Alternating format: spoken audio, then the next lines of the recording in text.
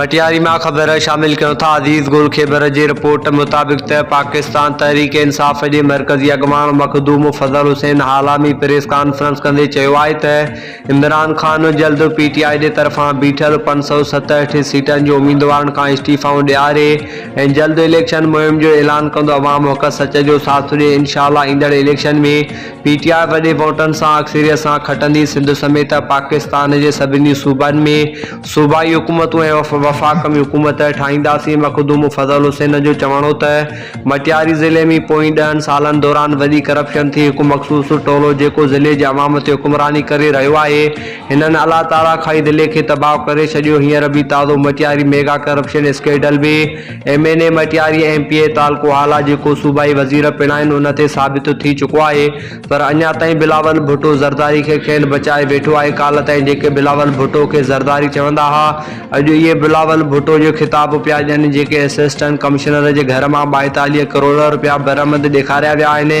असल में ये मखदूम जमील जमा पंहिंजे हिसे जा जमा कराया। ये अवाम के बेवकूफ़ समझन था, पर हाणे अवाम सजागु थी चुको आहे। हाणे उन्हनि जी कूड़नि में न ईंदा। मखदूम मोहसिन जो चवणो त असलम पीरज़ादो कंहिंजो माण्हू आहे जंहिं अलिफ खां वठी ये ताईं इदारनि खे सभु कुझु वाज़ियो ॿुधायो।